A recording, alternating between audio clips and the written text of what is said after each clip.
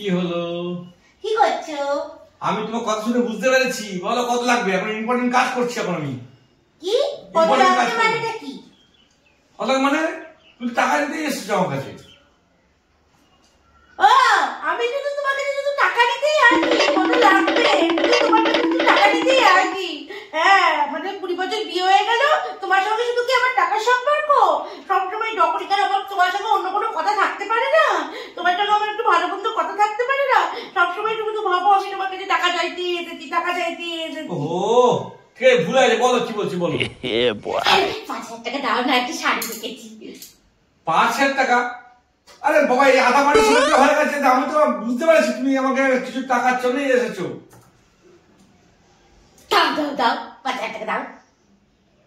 আমি তোমার উঠে দিচ্ছি, এখানে নেই টাকা হাতে। আচ্ছা তাড়াতাড়ি গুগল পে করে দাও, দাঁড়িয়ে আছে পার্টি নিচে, বলে দিলাম।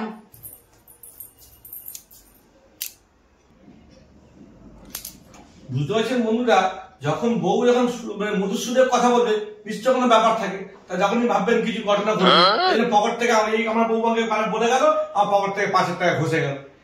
এই হচ্ছে ব্যাপার। আপনার বোঝা খুব দুষ্কর হয়ে যায়। আরে মেয়ে মানুষকে তো চেনা দুষ্কর। আমি তো মহাপুরুষরা চিনতে পারবো না, আমিও চিনতে পারবো না। আমার 20 বছর ধরে তো বিয়ে হয়ে গেল, কিন্তু আলটিমেটলি কখন মুখে থাকে কখন মুখে থাকে আমার মাঝে থেকে 5,000 টাকা ঘষে গেল। এ তো আমি তো আর কি বলবো, আর বলার কিছু নেই বন্ধুরা।